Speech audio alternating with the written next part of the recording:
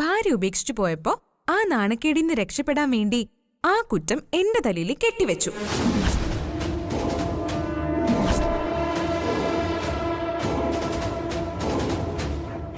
എന്നിട്ട് ബലമായി എന്നെ പിടിച്ച് താലി കെട്ടിയെന്ന്.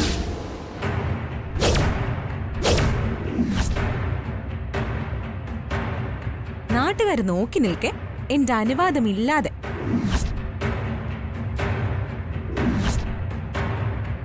ഇതിനെല്ലാത്തിനും തെളിവുണ്ടല്ലോ, വീഡിയോ, CCTV.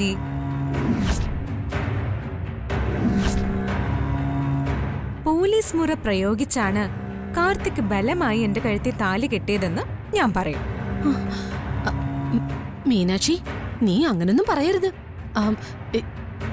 എന്തൊക്കെ പറഞ്ഞാലും അവൻ നിന്റെ മുറച്ചെറുക്കനല്ലേ? എന്തോ നിന്റെ മുറച്ചെറുക്കൻ. അല്ല, കൊത്തി കൊത്തി മുറത്തി കയറി കുത്തുന്നവനാണോ ഈ മുറച്ചെറുക്കൻ? അത് പിന്നെ അവന്റെ ജോലി പോകും മോളെ. അല്ല, എന്താ വിളിച്ചേ? മോളേന്ന്. അല്ല, ഓന്ത് സാവിത്രി എന്നാണോ നിങ്ങളുടെ പേര്? മോളേന്ന്. നീ ACP എന്ന് വിളിച്ച് അവന്റെ പുറകെ നടക്കുന്നവളല്ലേ മോളെ? ആ വിളി അങ്ങ് മാറ്റുക. ഇനി വല്ല കാട്ടാളിനൊന്നോ മറ്റോ വിളിക്കാം. അതെ, അവന്റെ തൊപ്പി തെറിക്കും മോളെ. തെറിക്കട്ടെ. എനിക്കിട്ട് ഉപദ്രവിച്ചതിന് ഒരു 8ന്റെ പണി നിങ്ങളുടെ പുത്രനും കിട്ടണം. അങ്ങനെയല്ലേ എന്നെ അപമാനിച്ചതിന്റെ പ്രതികാരം വീട്ടാ? അതെ.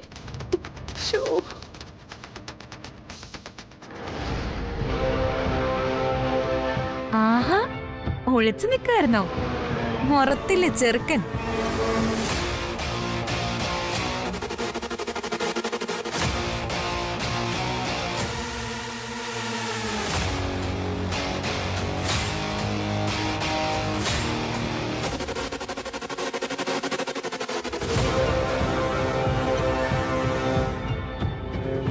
അവള് പകരം വീട്ടിയല്ലോടാ. ഇന്നവളുടെ അന്ത്യം നടക്കും.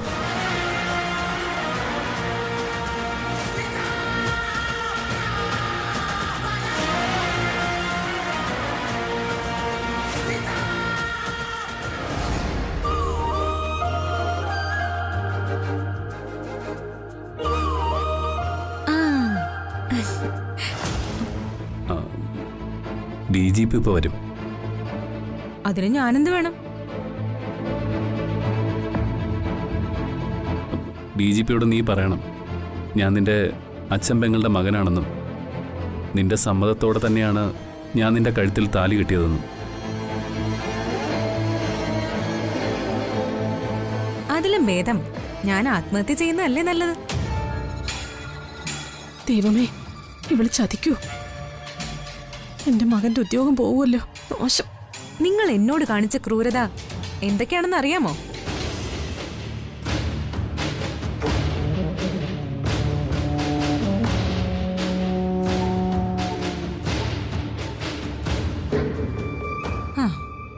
ഞാൻ മൈഥിലിക്ക് കൂട്ടുനിന്നെന്ന്. ഈ ചെമ്പകമംഗലത്ത് എത്ര മുറികളുണ്ടോ ആ മുറികളുടെ എല്ലാം വാതിൽക്കൽ വന്ന് താക്കോൽ പഴുതിലൂടെ ഒളിച്ചു നോക്കുന്ന പാഷാണത്തിൽ കൃമിയാ നിങ്ങളുടെ അമ്മ. അവർക്കറിയായിരുന്നു മൈഥിലിയുടെ പ്രേമം. ചതിച്ചു ദൈവമേ. ഇവക്ക് രാവണനെ പോലെ 10 തലകളും 20 കണ്ണുകളും ഉണ്ടോ? എന്നെ ഇവള് കണ്ടുപിടിച്ചു കളഞ്ഞല്ലോ. ഇവിടുന്ന് അങ്ങ് പോകാം. നിങ്ങളുടെ ഭാര്യയായിരുന്നവളും അവളുടെ കാമുകനും കൂടി ചെയ്ത വഞ്ചനയ്ക്ക് നിങ്ങൾ ബലിയാടാക്കിയത് എന്നെയാ. എന്നിട്ട് എന്നെ എല്ലാവരുടെയും മുന്നിൽ വെച്ച് നാണം കെടുത്തിയതിന് ആര് സമാധാനം പറയും?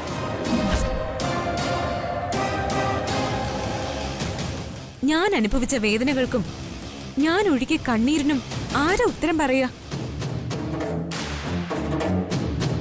പെണ്ണാണിന്റെ അടിമയാണെന്ന് കരുതുന്ന ഒരു പഴയകാല മാടമ്പിയുടെ അവശിഷ്ടമാ നിങ്ങള്.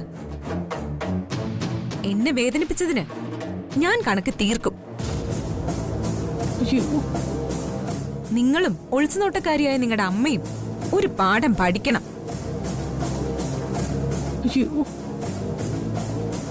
മേല നിങ്ങൾ ഈ കാക്കി ഇടണ്ട. പോലീസ് ഡിപ്പാർട്ട്മെന്റിനകത്ത് കുറച്ച് ശുദ്ധവായു കയറട്ടെ. ഒരു മാടമ്പി തമ്പുരാൻ.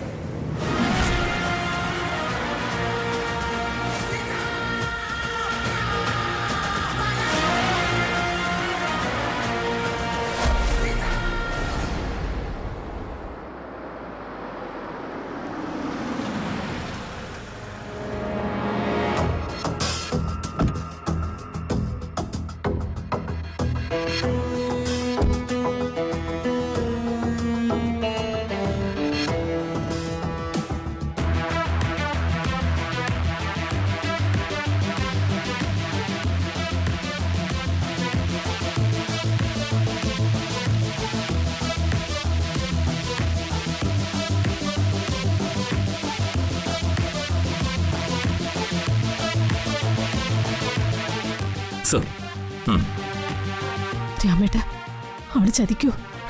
എനിക്കൊന്നും അറിയത്തില്ല. തെറ്റ് ചെയ്താരായാലും ശിക്ഷ അനുഭവിച്ചല്ലേ പറ്റൂ. അതേക്ക് ഒരു സർ. മീനാക്ഷി നടന്ന കാര്യങ്ങളെല്ലാം അതേപോലെ ആ DGPയോട് പറഞ്ഞ പറയട്ടെ. അമ്മയുടെയും മോളുടെയും അഹങ്കാരം ഒന്ന് കുറയട്ടെ. ഇരിക്കണം സർ.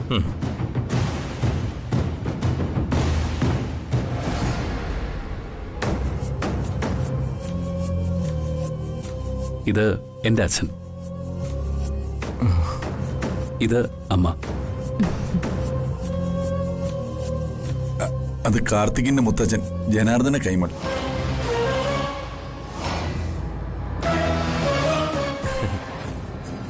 അത് മുത്തശ്ശി ചെമ്പകമംഗലത്ത് രാജലക്ഷ്മി അമ്മ.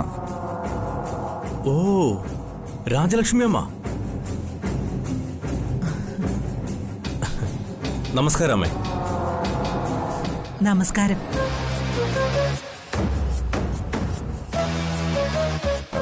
അത് നന്ദിനിയടത്തി. എല്ലാവരുടെയും സാന്നിധ്യം ഇവിടെ ഉള്ളതുകൊണ്ട് സന്തോഷം. ഞാൻ വന്ന കാര്യം പറയാം. അത് ഇതിനകം നിങ്ങൾ അറിഞ്ഞിരിക്കുമെന്ന് തോന്നുന്നു. ACP കാർത്തികിനെ കുറിച്ച് ചില കംപ്ലൈന്റുകൾ എനിക്ക് കിട്ടി. അതിൽ വാസ്തവം ഉണ്ടെങ്കിൽ അത് ഡിപ്പാർട്ട്മെന്റ് തന്നെ നാണക്കേടാ.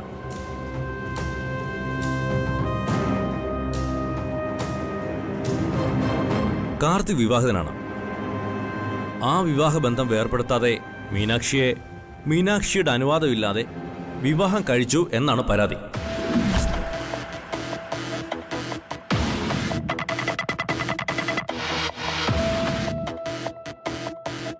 മീനാക്ഷിയിൽ നിന്ന് തന്നെ ആ കാര്യം വിശദമായി അറിയണം. അതിനാണ് ഞാൻ വന്നിരിക്കുന്നത്.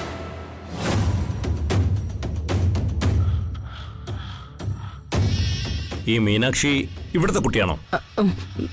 അതെ സർ. എന്റെ മൂത്ത മകൻ ജയറാമിന്റെ മകളാണ്. അതായത് കാർത്തിക്കിന്റെ അമ്മാവന്റെ മകളാണ് മീനാക്ഷി.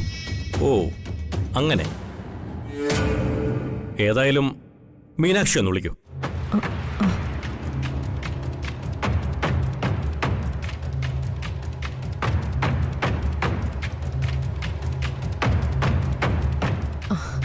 അതെ മോളെ മീനാക്ഷി, മോള് ആ കമ്മീഷണറോട് ഒന്നും പറയല്ലേ. അവന്റെ ജോലി പോകും, അവൻ ജയിലിലും ആകും. എന്നെ കരയിപ്പിച്ചവനെ കുറച്ചു നാള് ജയിലിൽ കിടത്തിയാലേ എനിക്കൊരു സമാധാനം കിട്ടും. ഞാൻ സഹിച്ച അപമാനത്തിന് ഒരു പ്രതികാരം വേണ്ടേ? മോളെ, ദൈവമേ, ഇവളെല്ലാം പറയൂ.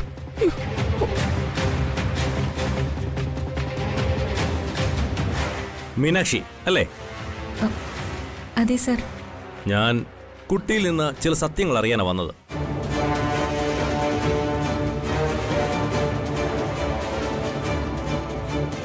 സത്യം സത്യമായി തന്നെ എന്നോട് പറയണം. ആരെയും പേടിക്കേണ്ട കാര്യമില്ല. പറയാം സർ. ഈ നിൽക്കുന്ന ACP കാർത്തിക് കുട്ടിയുടെ അനുവാദമില്ലാതെ കുട്ടിയെ ബലമായി പിടിച്ച് കഴുത്തിൽ താലി കെട്ടിയതാണെന്ന് കിട്ടും. അത് സത്യമാണോ?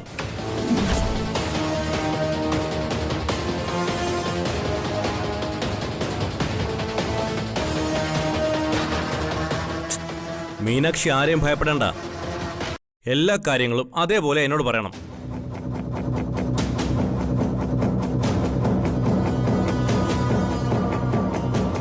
മീനാക്ഷിയെ കാർത്തിക് ബലമായി മീനാക്ഷിയുടെ അനുവാദമില്ലാതെ വിവാഹം കഴിച്ചതാണോ എന്ന്.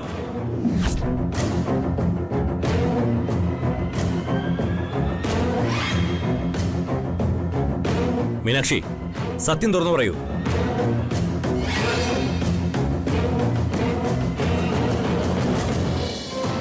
സാർ കേട്ടതൊക്കെ തെറ്റാ.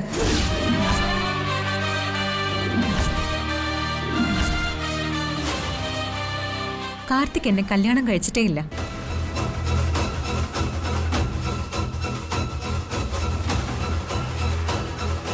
മീനാക്ഷിയുടെ കഴുത്തിൽ കാർത്തിക് താലി കെട്ടിയെന്നാണല്ലോ എനിക്കറിയാൻ കഴിഞ്ഞത്.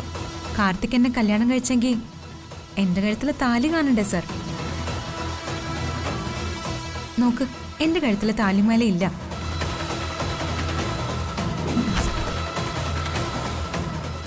എന്താ പറയാ? കാർത്തിക്കിന്റെ ഭാര്യയുടെ പേര് മൈഥിലി എന്നാ. അവര് തമ്മിൽ ചെറിയ സൗന്ദര്യപ്പണക്കത്തിലായതുകൊണ്ട് അവരുടെ കുഞ്ഞിനെ ഞാൻ നോക്കുന്നുണ്ട്. അതെന്റെ അച്ഛന്റെ പെങ്ങളുടെ മകനെന്ന ബന്ധം വെച്ച, അതിലപ്പുറം ഞങ്ങൾ തമ്മിൽ ഒന്നുമില്ല.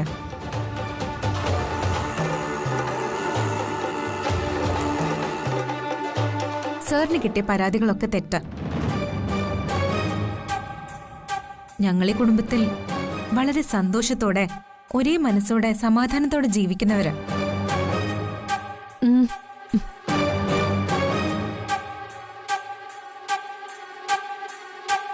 മിസ്റ്റർ കാർത്തിക്, നിങ്ങളെ തെറ്റിദ്ധരിക്കേണ്ടി വന്നതിൽ സോറി. എല്ലാവരുടെയും കൂടി ഞാൻ ഇറങ്ങുന്നു. ശരി സാർ.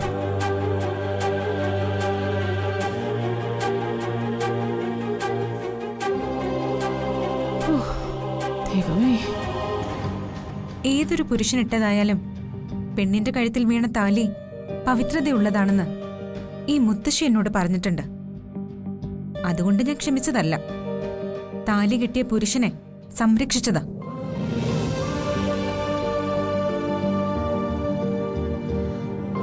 പൊതുമധ്യത്തിൽ എന്നെ അപമാനിച്ച പോലെ എനിക്കും അപമാനിക്കാമായിരുന്നു. യൂണിഫോം ഊരി ജയിലിലേക്ക് പറഞ്ഞു വിടാമായിരുന്നു. ഞാനത് ചെയ്യാതിരുന്നത് ഞാൻ നേരും നിറവും അന്തസ്സുള്ള ചെമ്പകമംഗലത്ത് ജനാർദ്ദന കൈമളിന്റെയും രാജലക്ഷ്മി അമ്മയുടെയും കൊച്ചുമകളായതുകൊണ്ടാ.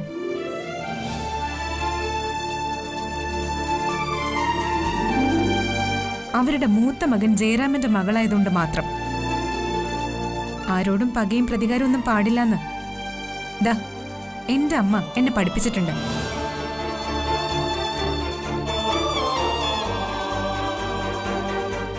ആ, നിങ്ങളിതാ ഇവരുടെ തനി പകർപ്പായതുകൊണ്ട് നിങ്ങൾക്കതൊന്നും മനസ്സിലാവില്ല.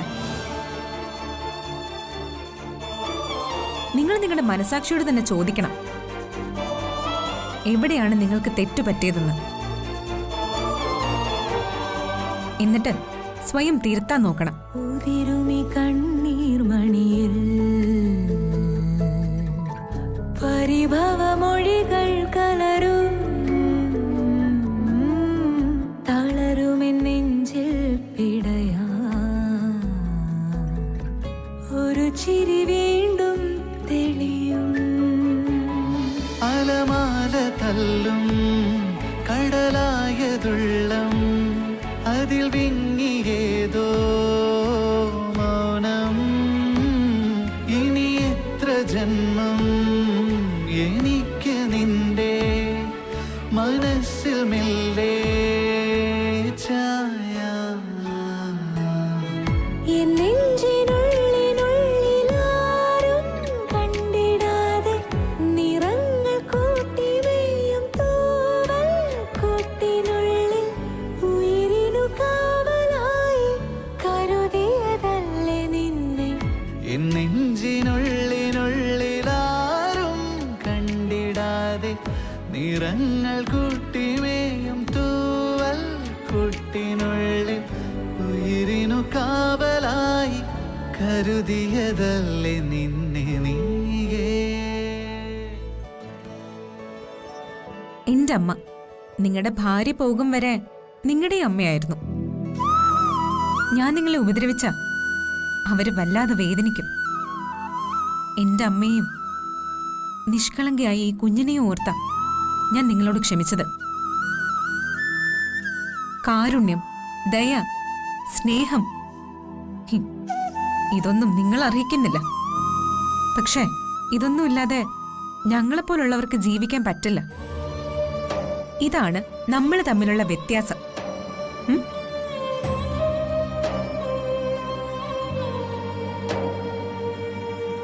എന്റെ ധാരണകളൊക്കെ തെറ്റായിരുന്നോ?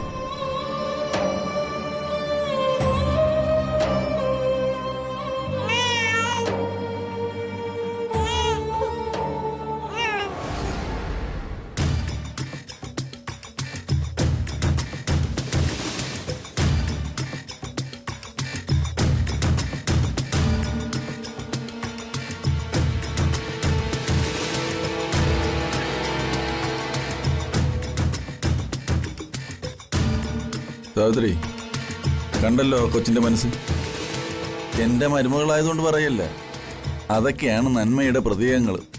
പിന്നെ ഒരു നന്മയുടെ പ്രതീകം. എടിയാ, നാട്ടുകാരെല്ലാരും നോക്കി നിൽക്കുമ്പോ ആ കൊച്ചിനോട് നിന്റെ മകൻ കാണിച്ച അക്രമം ഉണ്ടല്ലോ, അതവള് അവന്റെ ഭാവിയെ കേട്ട് ക്ഷമിച്ചു കളഞ്ഞതാ. ദേ രാമേട്ടാ, വേണ്ട വേണ്ട, പറയുന്ന അങ്ങോട്ട് കേട്ടാ മതി. അവളൊരു ഒറ്റ വാക്ക് പറഞ്ഞാൽ മതിയായിരുന്നു. അവളുടെ പെർമിഷൻ ഇല്ലാതെ ആ കാർത്തി അവളുടെ കഴുത്തി താലി കെട്ടിയതെന്ന്. അവൻ യൂണിഫോം അഴിച്ചു വെച്ച് അങ്ങ് പോയേനെ ജയിലിലേക്ക്. അവളത് ചെയ്യാതിരുന്നതേ അവളുടെ സന്മനസ്. മനസ്സിൽ കുനിഷ്ടും കുന്നായ്മയും കുശുമ്പും ഒക്കെ ആയിട്ട് നടക്കാൻ നീയൊക്കെ അവളെ കണ്ട് പഠിക്കണം. അവളുടെ ജീവിതം മാതൃകയാക്കണം. അതിനവള് ചെയ്തത് ഏതോ മഹാകാര്യമാണെന്നും പറഞ്ഞുകൊണ്ട് നിങ്ങൾ വീരവാദം മുടക്കല്ലേ. മീനാക്ഷിക്ക് എന്റെ പെങ്ങന്മാരുടെ സ്വഭാവമാണെന്നല്ലല്ലോ ഞാൻ പറഞ്ഞത്. അവൾക്ക് നിന്റെ ശത്രുവായ നിന്റെ ഏട്ടൻ ജയറാമിന്റെ സ്വഭാവമാണ്. അതാ അവളുടെ ആ വലിയ മനസ്സ്. അവൾ ഇപ്പൊ ഒരു കള്ളം പറഞ്ഞത് അവനെ രക്ഷിക്കാനൊന്നും അല്ല. പിന്നെന്താ, അവനെ ശിക്ഷിക്കാനായിരുന്നു? അവള് മനസ്സിൽ മറ്റെന്തോ വെച്ച ഇപ്പൊ ആ DGPക്ക് മുമ്പിൽ മൊഴി കൊടുത്തത്. അയ്യോ എന്റെ ദൈവമേ, ഇവളൊന്നും ഒരിക്കലും നന്നാവത്തില്ലേ. ദേ, അവൾ ഇനി എനിക്ക് പൊന്നുകൊണ്ട് പുളിശ്ശേരി ഉണ്ടാക്കി തന്നാലും അവളോട് ഞാൻ ക്ഷമിക്കില്ല. കാരണം അവളെന്റെ മകന്റെ ജീവിതം തകർത്തവളാ. ഇവളൊക്കെ ഇത് എന്ത് ജന്മം.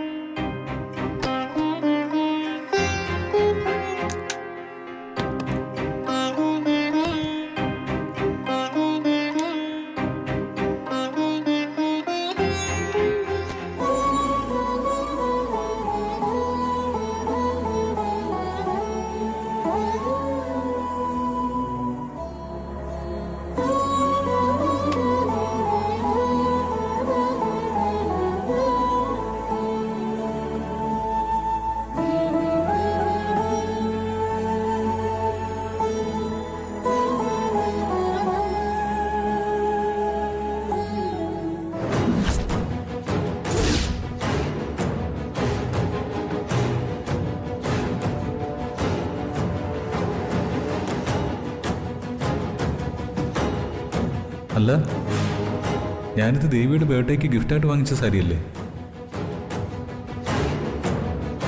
ഇത് മാധുരിക്ക് നന്നായിട്ട് ചേരും. ഇവിടെ തൊടുത്തപ്പോൾ നല്ല സുന്ദരിയായിട്ടുണ്ട്.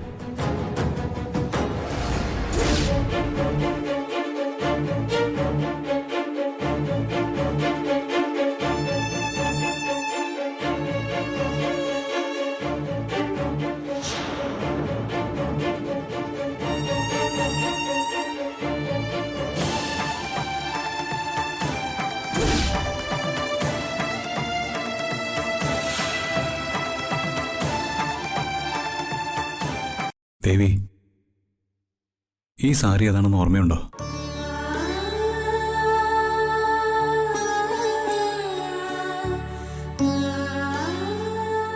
അതെനിക്ക് മറക്കാൻ പറ്റുമോ ചേട്ടാ?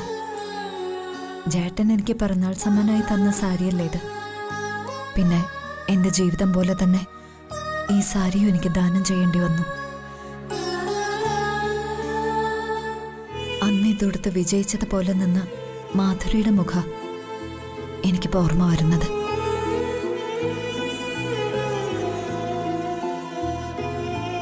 എന്റെ മനസ്സിൽ അന്നും ഇന്നും തെളിഞ്ഞു നിൽക്കുന്ന മുഖം മാധുരിയുടേതല്ല.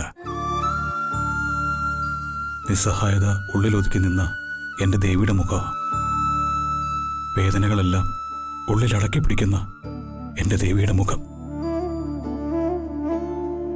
പക്ഷേ അതിനിത്ര ഗൗരവം ഉണ്ടായിരുന്നെന്ന് അന്നെനിക്ക് വായിച്ചെടുക്കാൻ കഴിഞ്ഞില്ല. ജേട്ടന് വായിച്ചെടുക്കാൻ കഴിയാതെ പോയത് അതൊന്നും ആയിരുന്നില്ല,